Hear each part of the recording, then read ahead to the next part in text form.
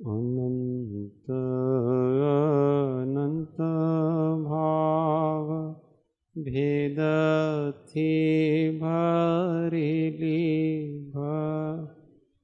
अनंत अनंत निक्षेपे व्याख्यानी छे सकल जगत कारिणी हारिणी मोह तारिणी भवाब्धि मोह चारिणी प्रामाणी छे उपमा आप्यानी जे तमारा खविते व्यर्थ आपवाथी निज मापाई में मानी छे अहोराज चंद्र बाळ ख्याल नथी पाम जिनेश्वर तणी जाणी तेणे जाणी छे गुरुराज तणी जाणी तेणे जाणी छे।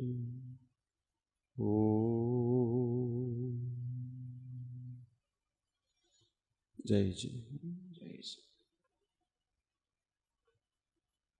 तत्व विचार में परम तत्वज्ञ श्रीमद् राजचंद्र रचित आत्म सिद्धि शास्त्र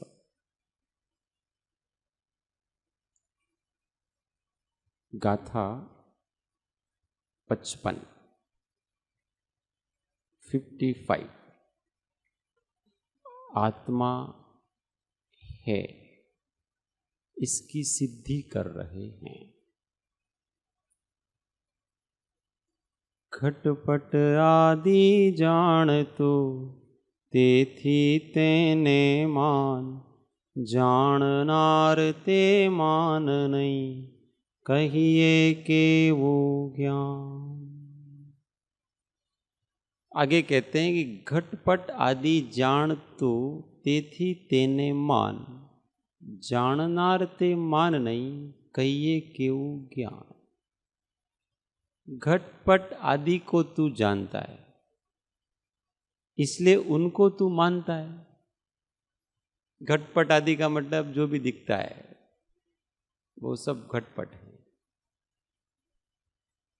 ये वस्तु दिख रही है तो मैं उसको मान रहा हूं, ये पुस्तक दिख रही है तो मैं मान रहा हूं, ये सामने आप बैठे हो दिख रहे हैं तो मैं मान रहा हूं कि भाई ये है। परंतु जाननार ते मान नहीं, पर उनको जो देख रहा है जान रहा है उनको नहीं मानता हूं। कहिए कि वो ज्ञान, ये तुम्हारा कैसा ज्ञान है विचित्र सा कि जो ज्ञान जिसका हो रहा है उसको तो मान रहे हो और जो जान रहा है उसको नहीं मान।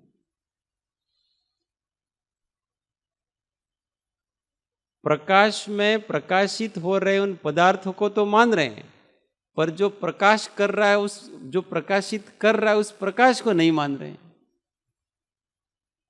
सूर्य के प्रकाश में ये सब दिखता है तो हम ये तो मान रहे कि ये सब पदार्थ है, ये वृक्ष है, ये घर है, ये सब सूर्य के प्रकाश में प्रकाशित हो रहे हैं, परंतु हम सूर्य को नहीं मानते। वो नहीं है ये सब तो है, वो उसके प्रकाश में दिख रहे हैं सब। उसी प्रकार से ये आत्मा के प्रकाश में सब कुछ घटपट आदि सब दिख रहे हैं। आत्मा प्रकाश स्वरूप है तो जो दिख रहा है उसको तो मानते हैं, पर देख रहा है उसको मानते हैं। तो कहते ये तुम्हारा कैसा विचित्र सा ज्ञान है। ज्ञान का काम तो ये है कि जो जानने में आ रहा है उसको भी जानना और जो जान रहा है उसको भी जानना, दोनों को जानना चाहिए। पर तुम तो भी एक को ही जान रहे हो, एक तरफा ज्ञान है तुम्हारा। ज्ञेय का ज्ञान है, ज्ञाता का ज्ञान नहीं। तो तुम्हारा ज्ञान पूरा नहीं है, ये अधूरा ज्ञान है। आत्मा स्व पर प्रकाशक,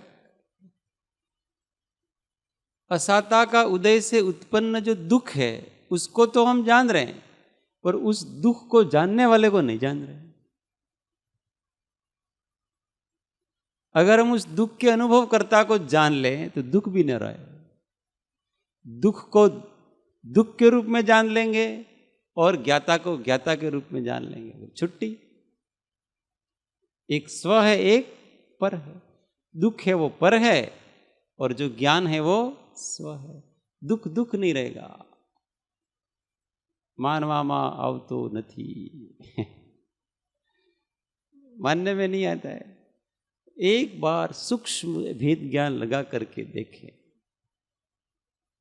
वो जिस संधि पड़ रही है ना, उस संधि में प्रज्ञा छेनी को पटकते नहीं है। संधि सहित अपन शिखरणी को खा रहे हैं। शिखरणी पता है? शिखरणी क्या है? श्रीखंड, उसको संस्कृत में शिखरणी कहते हैं। तो उसमें क्या क्या वस्तु है?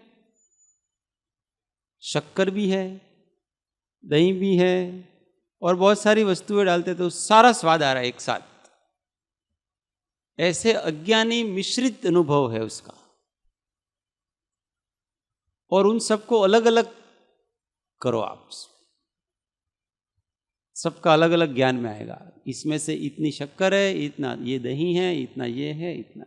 तो हम ऐसे अलग अलग नहीं करते हैं। हम जो रागादि पर्याय है उसको अलग नहीं कर रहे हैं। वो पर्याय जिससे उत्पन्न हो रही उन कर्मादि को अलग नहीं कर रहे हैं। फिर उनके जो 9 कर्म शरीर आदि उनको अलग नहीं कर रहे हैं। उनके 9 कर्म बाहर के जो तत्व है उनको अलग नहीं कर रहे हैं। उसको जानने वाला क्षयोपशम ज्ञान उसको अलग नहीं कर रहे हैं। और उस क्षयोपशम से भी आगे उस जिसके प्रकाश में ये सब हो रहा है, उस सामान्य ज्ञाता को हम, इन सब चीजों को हम अलग अलग नहीं कर पा रहे। कोई तो केवल बाहर वाले के ऊपर ध्यान है, किसी का शरीर पे ध्यान है, किसी का केवल कर्म पे ध्यान है, किसी का केवल उस कर्म के उदय से होने वाले भाव पर ध्यान है, किसी का उस भाव को जानने वाले उस क्षयोपशम ज्ञान पे ध्यान है। पर उन सब के पीछे एक सहज चैतन्य का प्रवाह चल रहा है। ज्ञान सामान्य है, उसकी ओर, उस प्रकाश की ओर किसी का जाता नहीं, वहां जाना चाहिए। ये जानना,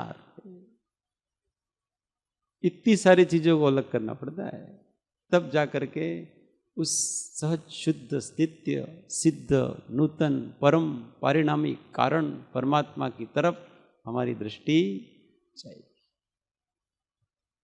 जो सदा उद्योतमान है, किसी समय उसका अभाव। क्षयोपशमिक पर्याय ज्ञान तो है। अभी जिसने जाना, हम किसी पदार्थ को जानते हैं ना, जब जैसे हम, आपने मुंह में चॉकलेट डाली तो एक तो चॉकलेट का ज्ञान हुआ, उस चॉकलेट का, ये चॉकलेट है गोल वगैरह, उसके भौतिक स्वरूप का ज्ञान। फिर जैसे चॉकलेट को आपने जीभ पे डाला तो उसके स्वाद का ज्ञान हुआ, वो भी चॉकलेट का ही है, खट्टा मीठा जो भी है वो भी चॉकलेट है, वो उसका अंदर का स्वरूप है, बाहर का भौतिक स्वरूप है। चॉकलेट गोल है, जैसी भी है, स्वाद है उसका अपना मूल स्वरूप है, उसका स्वाद। फिर उस स्वाद को जानने वाला ज्ञान, वो एक अलग वस्तु हुआ। तो उस स्वाद को जानने वाला ज्ञान कब तक रहेगा? जब तक वो स्वाद रहेगा, उसके बाद वो ज्ञान भी समाप्त हो जाएगा। तो ज्ञेय के साथ एक उपयोग जन्म लेता है क्षयोपशम, और उस ज्ञेय के साथ ही समाप्त हो जाता है वो अनुभव उसका। वो अनुभूति कब तक रहेगी? जब तक चॉकलेट आप मुंह में रखेंगे तब तक आपको वो खट्टी मिट्टी अनुभूति रहेगी। तो जो अनुभूति की किसने की? उस समय के क्षायोपशमिक उपयोग ने की।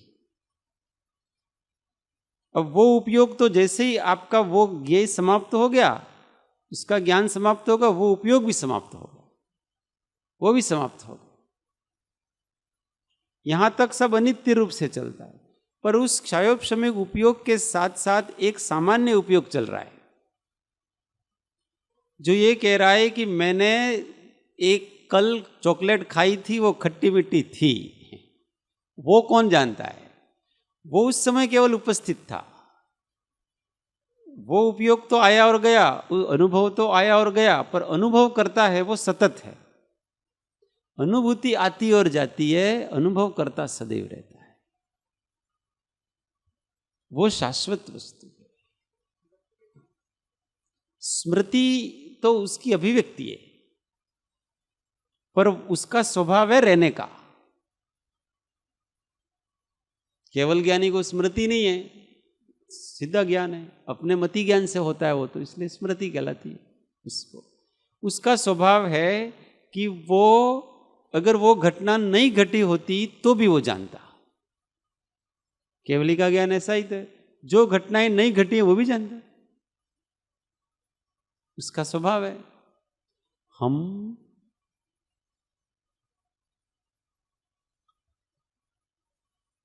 निक्की बहन 1 करोड़ वर्ष बाद किसी घर में बैठ करके भोजन करेंगे, तो वो क्या भोजन करेंगे, उस समय की क्या मनोदशा होगी, ये सब केवली अभी जानते हैं। और वो घटना तो घटी ही नहीं है, कैसे जानते हैं? ये ज्ञान है, त्रैकालिक ज्ञान का स्वभाव है। उसको घटना, उसकी जरूरत नहीं है ज्ञान को, घटे अथवा न घटे, जो जो भी होना है और जो जो भी हो चुका है और जो जो भी हो रहा है, वो सब उसके प्रत्यक्ष है। इसको ज्ञान कहते हैं। हाँ,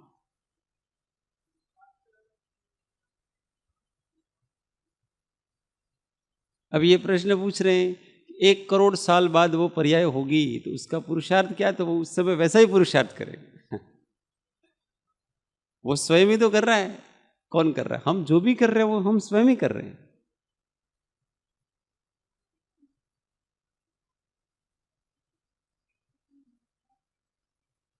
भगवान को जानने में कोई पुरुषार्थ, ये तो ये कह रहा है कि 1 करोड़ साल बाद ये करेंगे, तो ये क्या पुरुषार्थ करेंगे? उन्होंने तो वो पुरुषार्थ किया, उनके जैसे परिणाम होंगे, वैसे उनकी परिणतियां होगी, वैसे उनको जन्म मिलेगा, वैसे ऐसा घर मिलेगा, वैसे उनको सामग्री मिलेगी। ये सब उनके परिणाम से है, उनका परिणाम ही पुरुषार्थ है। पुरुषार्थ का मतलब हमारी परिणति, इसी का नाम पुरुषार्थ। और ज्ञान का स्वभाव तो जानना है, वो तो जो जैसा जहां होगा वैसा जानेगा, उसको तो उसके लिए और कुछ करने की आवश्यकता नहीं। स्वभाव प्रयत्न पूर्वक कुछ नहीं कर रहा है, स्वभाव में सहज हो रहा है, स्वभाव है उसका।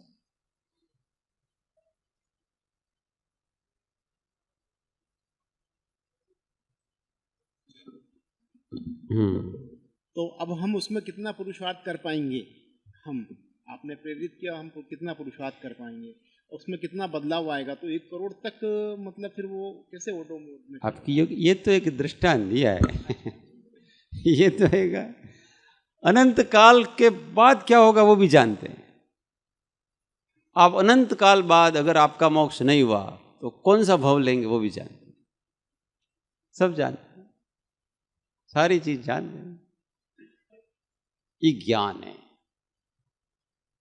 अतिशयकारी है।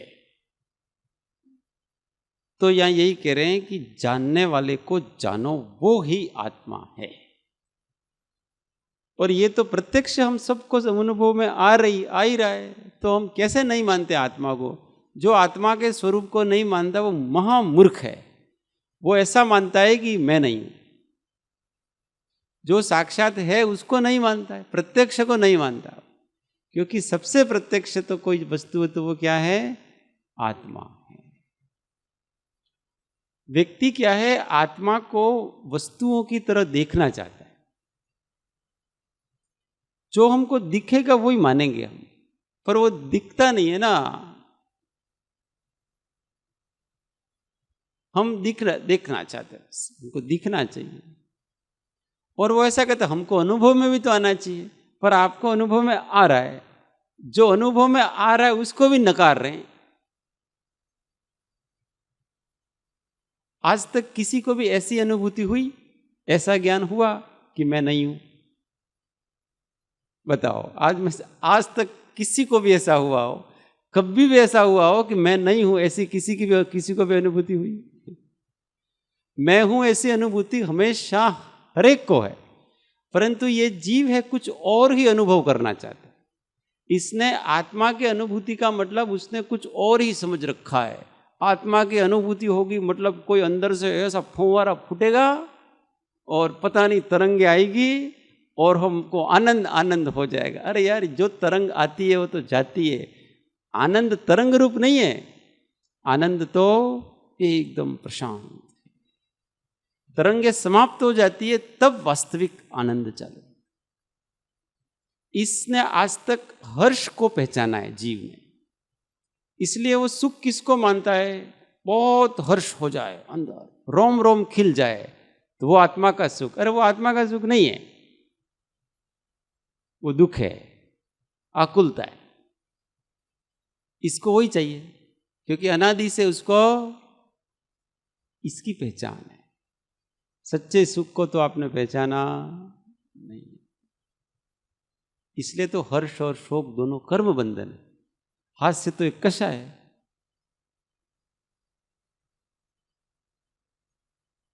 ऐसा सुख नहीं होता है, सुख का स्वरूप कुछ अलग है, जहां केवल और कोई विकल्प नहीं रहता है, न सुखी होने का, न दुखी होने का, न जानने का, न देखने का, कुछ विकल्प नहीं रहता है।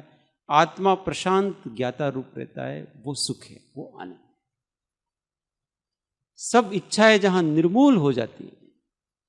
दमो सबसे पहले श्रद्धान होगा, उसके बाद सब चीजें होगी। तत्व का श्रद्धान, देवशास्त्र गुरु के प्रति श्रद्धान। मगर क्या है कि साथ का साथ ही कि भाई कि दर्शन ज्ञान चारित्र की एकता वो धर्म है। तो उसमें क्या है कि ये जीव जो है ना थोड़ा भ्रमित हो जाता है। अगर यहाँ पर शुद्ध सबसे पहले श्रद्धान का अगर ज्ञान हो कि तुम्हें पहले सबसे पहले अगर धर्म की सीढ़ी चढ़नी है तो मैं हूं, इसका पूरा श्रद्धान करे, बाकी चीजें स्वतः उसके साथ चले, ऐसी व्यवस्था होवे तो कदाचित श्रद्धान में मजबूती जल्दी है। पहले निर्णय કૃપાળુ દેવને કહે કે જીવનો સૌથી મોટામાં મોટો दोष હોય तो તે છે अनिश्चय। क्या लिखा है उन्होंने? अनिश्चय। निश्चय ही नहीं हो रहा। बार बार समझाए जाने पर भी यार उदय है ना, उदय बलवान है, कोई बात नहीं, लगे रहो मुन्ना भाई। भाई इतना सारा अपने को विश्वास नहीं आता यार, इतना सारा अध्ययन कर सत्य केवल इतना ही होगा, इस पे विश्वास नहीं होता कि इतना करने से काम हो जाएगा। हो जाएगा, आप करके देखो, प्रयोग करके देखो। हम प्रयोग करके नहीं देखते हैं, इसलिए बहुत उलझाव करके लाते हैं ना, फिर उसको मजा आता है। ये कुछ बताया, सीधा सत्य बता देंगे ना। कोई भी आया, महाराज मेरे को सत्य क्या है वो बता दो, उसको अगर सत्य सीधा बता दिया ना, यार महाराज ने तो कुछ कहा ही नहीं यार, फिर महाराज क्या करेंगे? इसको घूमने की आदत है, तो वो क्या करेंगे? बैठो हम बताते हैं आपको सत्य क्या है। कि ये जो तुम बैठे हो ना, वो भारत देश के लिए ये बहुत बड़ा है, इसको भरत क्षेत्र कहते हैं। ये जो भरत क्षेत्र है ना, वो इस जम्बू द्वीप में आता है। इस जम्बू द्वीप में 7 क्षेत्र है, इसमें फिर भोग भूमियान, कर्म भूमियान ऐसे। इस जम्बू द्वीप के आगे फिर एक लवण समुद्र है, वो इससे जस्ट बड़ा है। फिर इसके आगे एक द्वीप और है, धातकी खंड है। फिर उसके आगे एक समुद्र और है, फिर उसके आगे एक द्वीप और है। ऐसे असंख्य द्वीप समुद्र हैं। आप जहाँ बैठे हैं ना उसके बीचों बीच इसको मध्य लोक कहते हैं। इस मध्य लोक के बीचों बीच एक सुमेरु पर्वत है।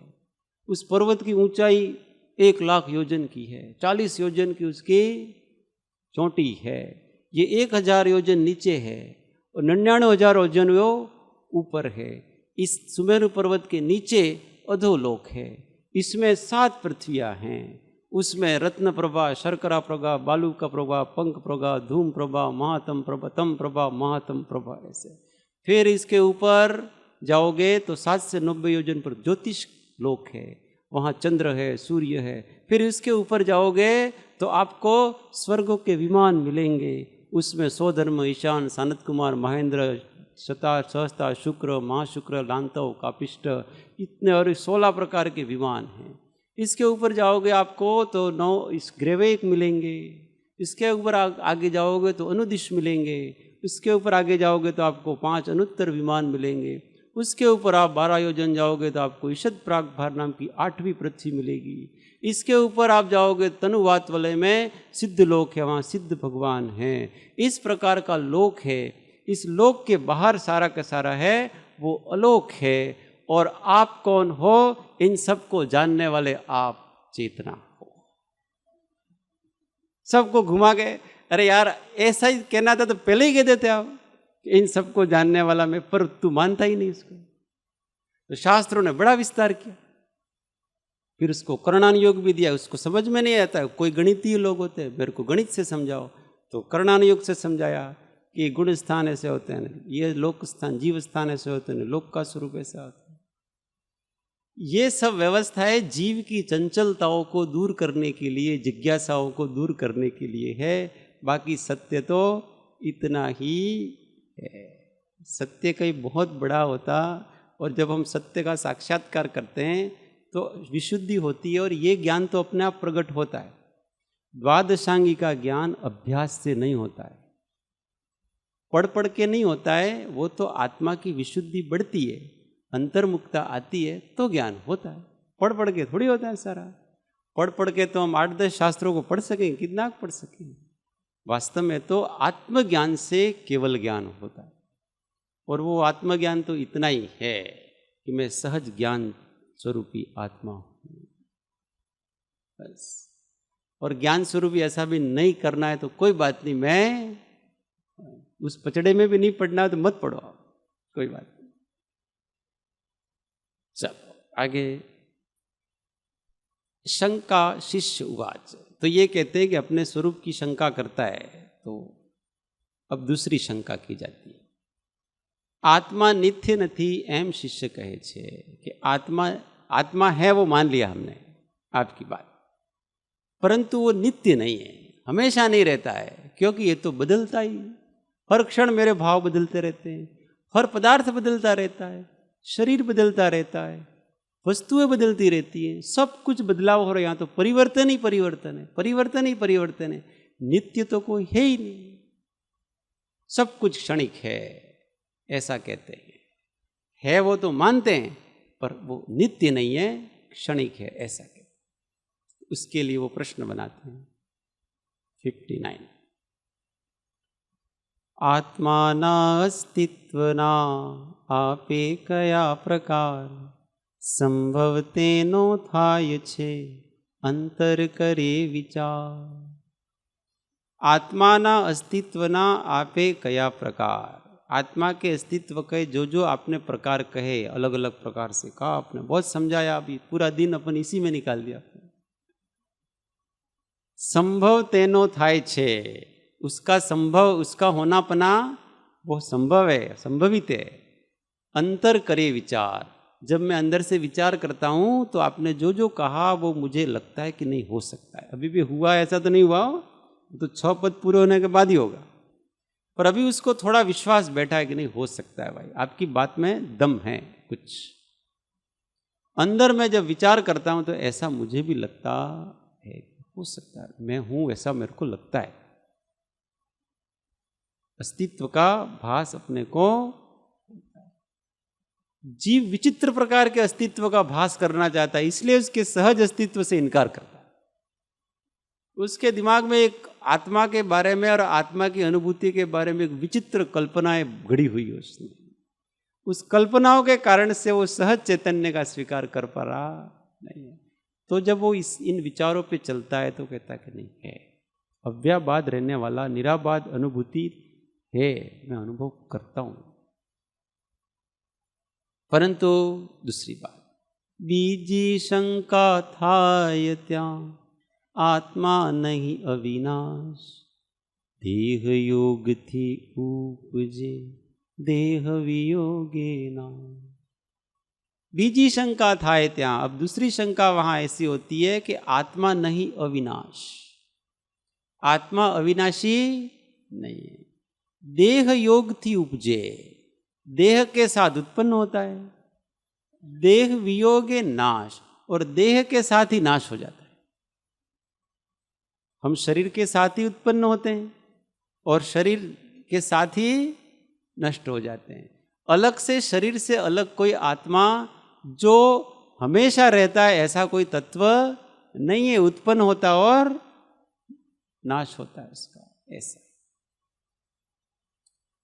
अथवा कहते हैं 61, अथवा वस्तु क्षणिक छे क्षणे क्षणे पलटाय, ए अनुभव थी पण नहीं आत्मा नित्य जणाय। अथवा वस्तु क्षणिक छे, क्षणवार रहती, क्षणे क्षणे पलटाए, हर वस्तु बदल रही है ना, प्रत्येक वस्तु प्रति क्षण बदल रही है। तो ये बदलाव है, बस वही है, इसके अतिरिक्त तो कोई ध्रुव सत्ता कोई है नहीं। ए अनुभव थी पण नहीं आत्मा नित्य जणाए, इस अनुभव से भी आत्मा नित्य है ऐसा जानने में आता नहीं, क्योंकि बदलाव प्रत्यक्ष है। एक तो कोई है ही नहीं, एक जैसा है। कोई भी पर्याय एक नहीं होती है, पर्याय एक पर्याय गई फिर दूसरी पर्याय, तो वो पहले वाली पर्याय और दूसरे वाली पर्याय दोनों अलग हैं, एक जैसी हो सकती हैं, एक नहीं हो सकती। जैसे लड्डू खाए तो अच्छा स्वाद आया, मीठा मीठा। अब थोड़ी देर बाद फिर से एक लड्डू खाया, फिर से मीठा स्वाद आया, तो वो एक ही स्वाद आया कि एक जैसा स्वाद आया?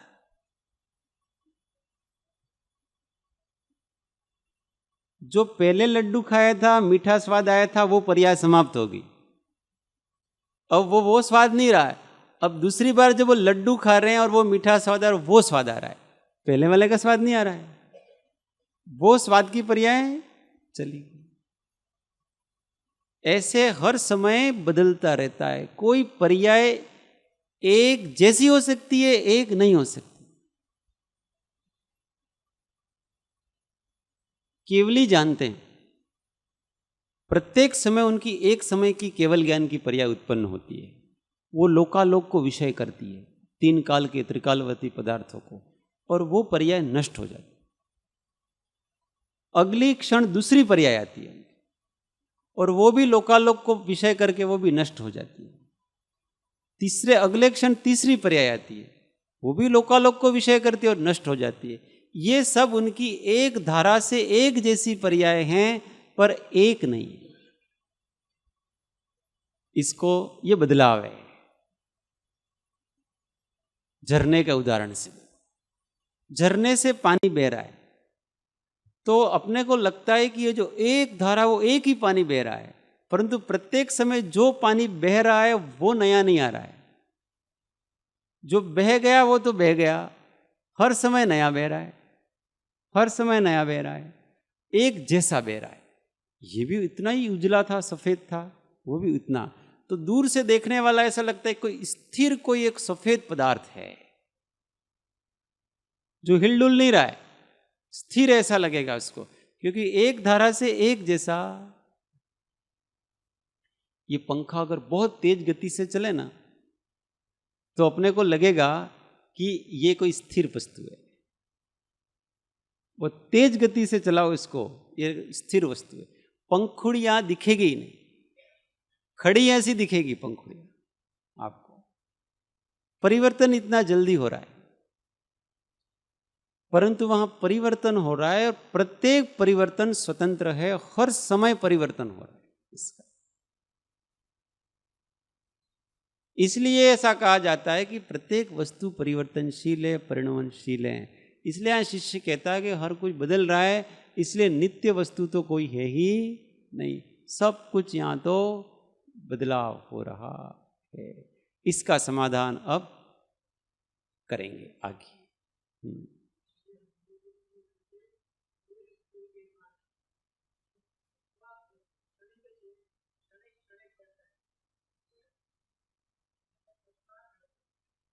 आपको जो प्रश्न हुआ है वो माइक में बोलो, चालू करना। મને મુખ્યત્વે પ્રશ્ન આ થયો છે કે કીડી મકોડાથી લઈને હાથી હિપ્પોપોટેમસ સુધીના જે જન્મો છે આપણા અલગ અલગ, એમાં મનુષ્ય ભાવ એક જ સમજણવાળો ભાવ છે કે જેની અંદર આપણે સમજી શકીએ। ऐसा भी नहीं है, आप देव के भाव में जन्म लो तो भी समझ सकते हो, आप नारकी के भाव में जन्म लो तभी समझ सकते हो, आप तिर्यंच के भाव में जन्म लो तभी समझ। संगनी पंचेंद्रिय का भाव समझ वाला है ऐसा कहो, केवल मनुष्य नहीं, ये भाव जुटी। मोक्ष, संपूर्ण मोक्ष प्राप्ति के लिए मनुष्य भाव जरूरी है, परंतु आत्मज्ञान सम्यक दर्शन चारों गतियों में होता है। मन वाली पर्याय जहां भी है वहां आप वस्तु स्वरूप को समझते। बहुत से सात्वी नरक के नारकियों को भी सम्यक दर्शन होता है, स्वर्ग के देवों को भी सम्यक दर्शन होता है। ये जो तिर्यंच हैं मन वाले, जो गाय भैंस बकरी कुत्ता बिल्ली, ये भी पंचम गुण स्थान तक के नियमों को पालन करते हैं, इसलिए ये तो नहीं है। संपूर्ण मोक्ष सकल संयम धारण करने पर होता है, और सकल संयम है वो तो मनुष्य भाव में पुरुष पर्याय में ही होता, इस अपेक्षा से। हाँ हाँ,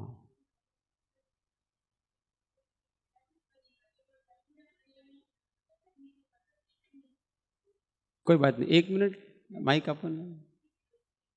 हाँ, पर वो तमे बोलो छो नहीं, यहाँ रेकॉर्डिंग में नहीं आवતું, એટલે પછી મને ફરી रिपीट करવું पड़े, એટલો गैप पड़े છે।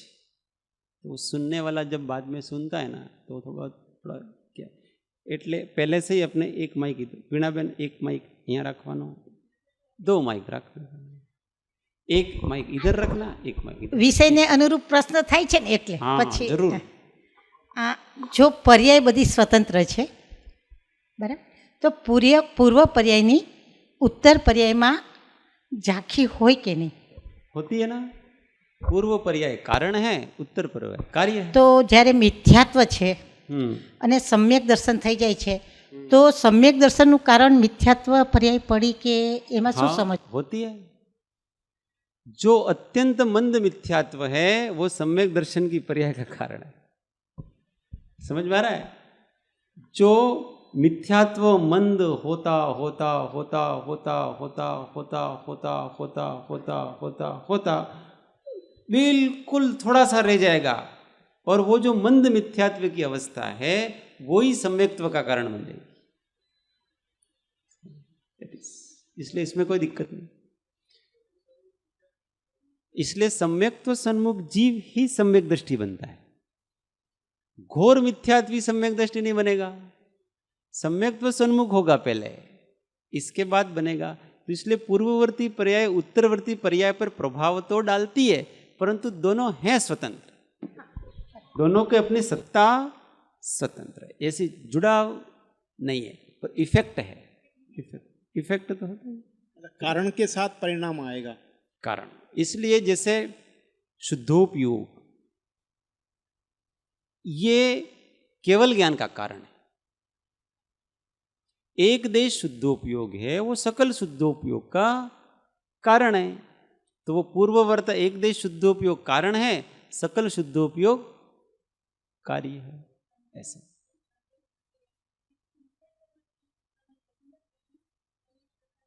हाँ, बिल्कुल मंद पड़ेगा, मंद पड़ती, इसलिए तो अवस्थाएं बताइए, पहली लब्धि, दूसरी लब्धि, तीसरी लब्धि, चौथी लब्धि, करण लब्धि तक ये जो मिथ्यात्वी है। वास्तव में बात ऐसा है ना कि सम्यक दर्शन है वो ऐसे धीमे धीमे धीमे धीमे प्रगटता है। ऐसा थोड़ी कि एक क्षण में लाइट होगी, हमारा भ्रम चलता है, हमारा कभी एकदम लाइट हो जाएगी। अरे एकदम लाइट थोड़ी होती है, यहाँ तो कटते कटते कटते कटते एक दिन समाप्त हो जाए। वृक्ष को काटते हैं, एक झाड़ को काटते हैं तो एक कुल्हाड़ी, दूसरी कुल्हाड़ी, अब 100वीं कुल्हाड़ी में वो कटता है, तो क्या 100वीं कुल्हाड़ी से हुआ है? ऐसा नहीं, 99 कुल्हाड़ी भी उसके कारण बन रहे हैं। इसलिए ये सत्संग, स्वाध्याय, इन सबसे अपना मिथ्या क्या जा रहा है? अभी दर्शन मोह का अनुभाग अत्यंत प्रक्षीण हो रहा है, अत्यंत अत्यंत प्रक्षीण हो रहा है इन सब इस प्रकार की आध्यात्मिक चर्चाओं से। अफल तो कुछ है ही नहीं, इस संसार में कुछ भी फल रहित नहीं है, कुछ भी भाव है वो सभी सफल। अब ठीक है कि इस समय द्रव्य की बहुत योग्यता नहीं है तो उतना अधिक परिणाम नहीं मिल रहा है, पर जब योग्य द्रव्य हो जाएगा तो उसका परिणाम एकदम से आ जाएगा।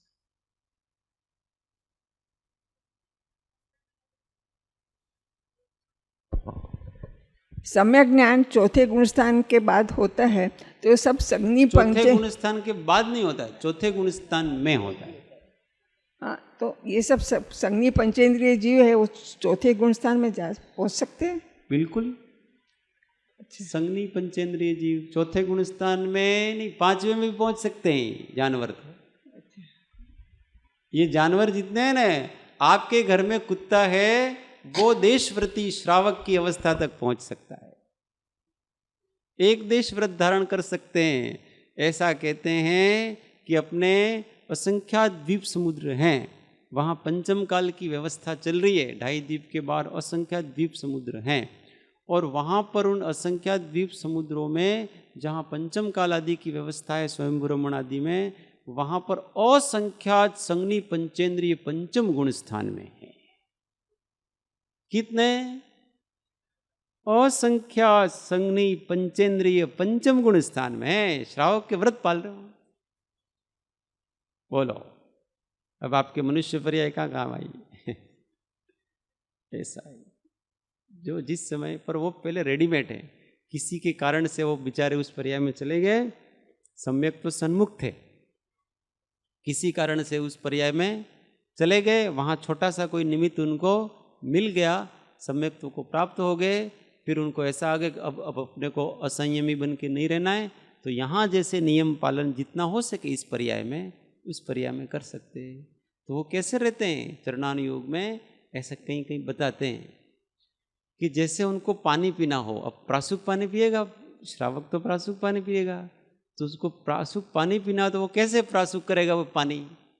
तो वो सूर्य, अपने यहाँ सूर्योदय सूर्यास्त होता है क्योंकि ये चक्कर लगाते हैं, पर आगे के जो 2.5 द्वीप के बाहर जितने भी सूर्य चंद्र हैं तो वहाँ तो हमेशा सूर्य का प्रकाश रहता है, इसलिए समुद्र के जो ऊपर का सतह का पानी है वो हमेशा गर्म हो जाता है, तो वो प्रासुक हो जाता है, और वो जो जीव नीचे होंगे तो वो ऊपर आएंगे, ऊपर आकर के वो पानी पिएंगे, पानी पी के फिर अपना काम चलाएंगे। ऐसी व्यवस्था है, प्रमाद नहीं करेंगे उनका। फिर 3 काल में जो कृत्रिम अकृत्रिम चैत्यालय उनकी वंदना करेंगे, जैसा उस पर्याय में जितना हो सकता है उतना वो सब करेंगे सारे, पर वो 5वें गुण स्थान में होता है। हमारा जैसा तो नहीं हो सकता है, उनके जैसा जितना है इतना करें।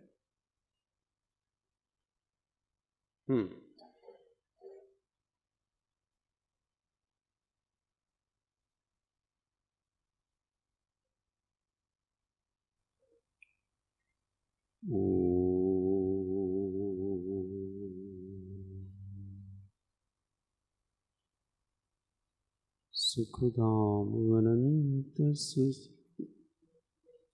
दिन रात्र रहे ध्यान, पर शांति अनंत सुधामय प्रणमो पदते वर्ते ओ प्रणमो पदते वर्ते।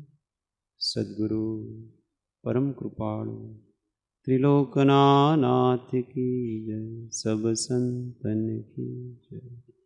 आनंद घन ओम।